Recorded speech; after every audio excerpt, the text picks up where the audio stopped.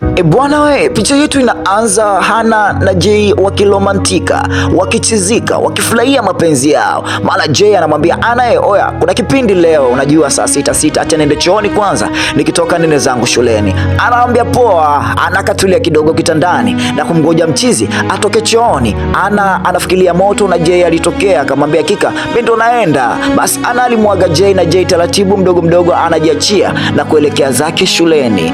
Basi Hana akiwa amekaa hapa kitandani anawaza moto wa mchizi jinsi anavyompelekea. Mara ghafla kuna kitu kinadondoka kutoka juu ya dari. Hiki kitu kikiwa kinatoka moshi. Hana taratibu anataka kukijua hiki kitu ni kitu gani. Alipokisogelea karibu, hiki kitu bado kiliendelea kutoka moshi, yani kama chitezo hivi. Basi kile kitu kikamvaa Hana mwilini na Hana akaanza kujisikia mizuka. Hana akaanza kujisikia miwasho. Hana akaanza kujisikia mambo ya kiutuzima. Hana hakujua kitu gani ambacho kimemwingia, lakini hapa punde tunamwona Jay akiwa yuko maktaba na mwanae Carlo wakiwa wanapiga story, na Carlo anamwambia hakika mwanangu, siku hizi unachelewa sana. Na Jay anamwambia si unajua tena mama mtu muda wote anakuja. Anaambia hakika punguzeni, maana mkioana mtachokana. Basi lineno linamkera kidogo, la Carlo anapotezea. Anamwambia hakika lakini ndio mapenzi yanavyotakiwa hivyo. Basi mchizi hapa anamrudisha sawa mchizi wake, na mchizi wake kidogo anaanza kucheka. Maana punde tu Hana anaingia. Hana alivyoingia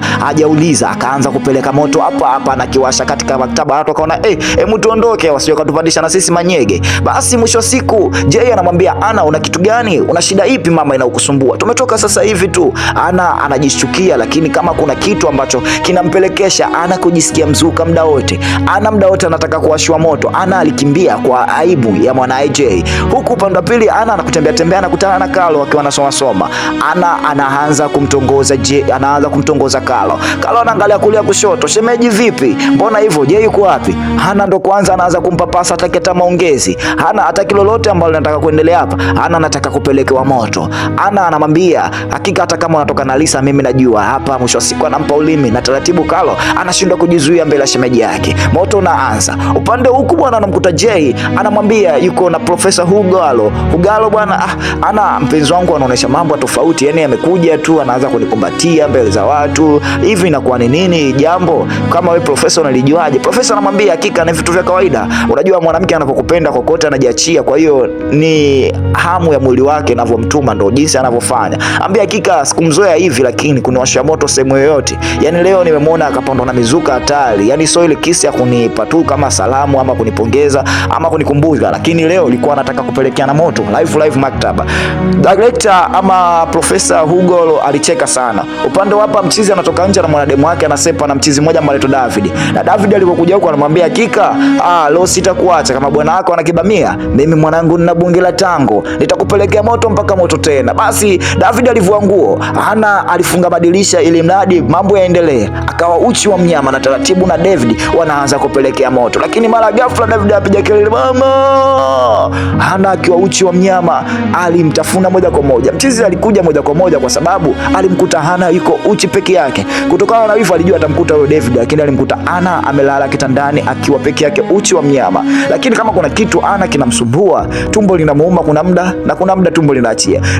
Mchizi alikaa nje kuangalia je, David atatoka, lakini kila akiangalia David atoke amuone David kutoka. Na hapa alimuona Hana anatembea usiku mzima, akajua Hana kuna tatizo ambalo linamsumbua. Binti alivyoondoka tu na mchizi aliingia ndani moja kwa moja. Na hapa mchizi akakupekupekua akakuta kile kitu ambacho kimedondoka kutoka juu ya dari. Akakiangalia hiki kitu akaona miss call ya Hana, anasikia message kutoka kwa shoga yake Lisa. Anamwambia bwana hakika David amepotea, na David leo ilikuwabidi niende kwa wazazi wake akanitambulisha. Akasikiza miss call zaidi ya miss call 17. Basi kipindi anasikiza miss call hiyo, mchizi alielewa kabisa kama kuna issue, na hapa akakuta nguo ya David, lakini David hamuoni na wala kumuona David akitoka ndani. Basi mdogo huku Hana aliendelea kutafuta mwanaume mwingine ama mtu mwingine wa kuendelea kufanya naye mapenzi, kwa sababu dada huyu kila dakika moja alikuwa anajisikia. Basi mchizi mmoja akamchukua hapa na moja kwa moja mchizi akaanza kunyonyokoni, mwisho wa siku akapotezwa kabisa.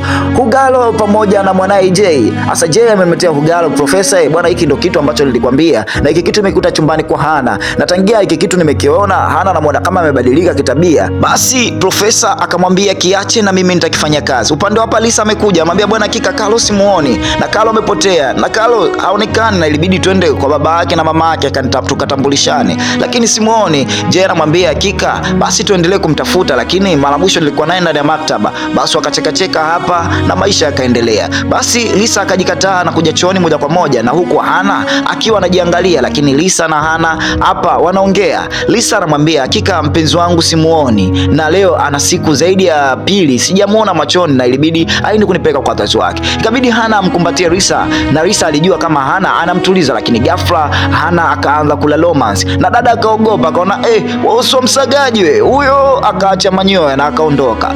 Lakini tabia hii Hana sio kama anaipenda. Hana anajishangaa na Hana anashindwa kujizuia, na akatamani hata kupiga na kujiua, kujichoma kioo tumboni ili mradi ajiondoe, lakini nafsi yake inakataa, au kiumbe alikuwa ndani ya mwili wake anamkataza. Ajiona hii mizuka aina gani? Upande huku bwana Jay anagongana na mtu ambaye Bernard huyu yeye ni askari polisi ambaye anafuatilia mauaji na watu kupotea taratibu. Sasa anamwambia, hakika kuna jambo ambalo tunalihisi, na mara mwisho unajua Carlos hajaonekana, na Carlos aliondoka na mpenzi wako Hana. Kwa hiyo kuna watu mambo mengi wanayaongea, lakini inabidi Hana tumfanyie uchunguzi. Lakini hapa mtu mzima Jay inabidi amtetee, anasema hapana, walitoka kama kupeana lift tu na kuna sehemu alimwacha njiani. Bernard anamwambia ni nani ambaye anajua ukweli, kwa sababu kila mwamba ngoma vutia kwake. Jay akamwambia, hakika sielewi, lakini tuendelee kufuatilia na siwezi nikaongea mambo mengi, lakini Hana hawezi kufanya jambo lolote la hatari.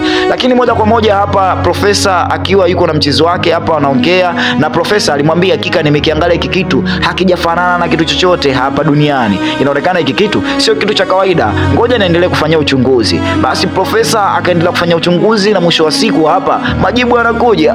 Kumbe ni kitu ambacho kimetoka katika sayari. Basi akaona hiki kitu ni cha ajabu sana na kimetoka ndani ya sayari. Ilibidi profesa moja kwa moja amchane makavu Jay, akamwambia, bwana, hakika iko kitu ambacho umekikota wewe kimetoka kwenye sayari na si makadhi yake hapa duniani, labda kilidondoka tu moja kwa moja, na ndicho ambacho kinampelekea Lisa kumpelekea Hana kufanya mambo mabaya sana katika ulimwengu. Basi Jay hapa alisikiliza sana, akasema, kweli tabia za mpenzi wangu zimebadilika, na hata sielewi mpenzi wangu ana kitu gani, ama mpenzi wangu anasumbuliwa na nini. Basi maneno haya yalimtia nguvu na kumwambia, tuendelee kufanya uchunguzi tujue kitu gani ambacho kinamsumbua. Upande huko bidada Hana baridi likiwa linampiga hapa, askari akiendelea kumfuatilia taratibu huyo Hana kwa sababu alishaambiwa, lakini Hana hapa anamchukua mzee mwingine kwenda kumpelekea moto. Lakini askari huyu akiwa anafuatilia ile swala kwenda kumwangalia Hana kitu gani ambacho anakifanya, macho kwa macho anamuona huyu mzee anapiga kelele, jamani msaada, na huyu mzee akawa anaingia katika tumbo la Hana. Basi ilibidi askari huyu aachie bunduki, na bunduki hii ilipiga ndani ya tumbo la Hana, na katika tumbo la Hana likatoka mwanga mweupe, na Hana akaanza kujisikia maumivu, lakini huyu mzee alipopatuka kwa sababu alishaanza kuliwa, na huyu mzee alipoteza maisha na hakuficha. Basi Hana naye alipoteza fahamu pale kwa sababu ile risasi ambayo amepigwa, na wakamchukua moja kwa moja mpaka hospitali. Lakini profesa na Jay walipata habari hiyo, na ikabidi wamueleze daktari, bwana huyu kuna kitu ambacho kimetoka ndani ya sayari, ndicho ambacho kinamsumbua. Profesa alielezea na kuelezea, lakini huyu askari hakutaka kuamini wala hakutaka kuelewa. Basi punde sio punde wakiwa wanapiga stories hapa na pale, na kuna mtu mwingine ambaye alitokea, ambaye askari polisi ambaye yeye alimkamata huyo Hana kwenye tukio lake la mwisho. Lakini askari huyu alikuwa hataki kuelewa, bila askari mwenzie hapa kutaka kutokea, isingekuwa yeye kutaka kujua namna gani ambayo linaendelea. Profesa alizidi kuelezea, na profesa alimwambia, hakika askari alimkamata yuko hapa na atakuja punde tu. Huyu askari naye anaingia hapa, anambia kweli, anaambia, bwana, kwa macho yangu nimeona tumboni kwa mwanamke kuna kitu ambacho kinawaka kama mwanga,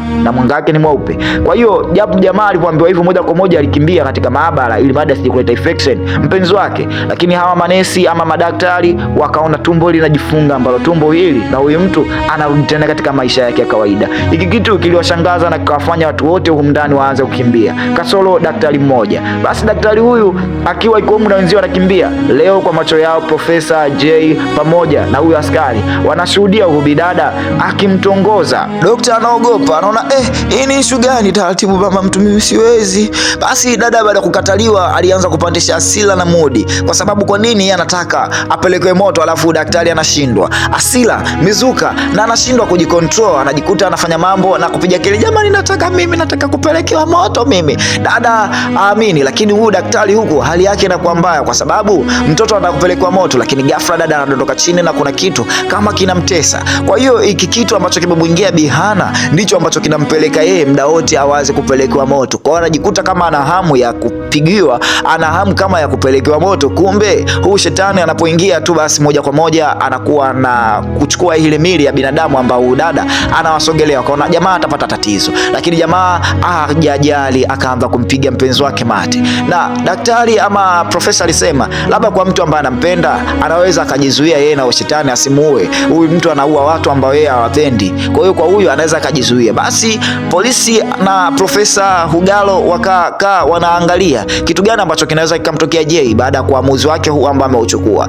Jay akasema liwalo na liwe. Basi kipindi anakula mzigo taratibu, wanaanza kupelekana moto, hii nafsi ikatoka moja kwa moja ikakaa juu pale, na hii nafsi ikaondoka. Yani hawakuamini watu wote wawili, na huyu mama mtu anarudi kukaa sawa.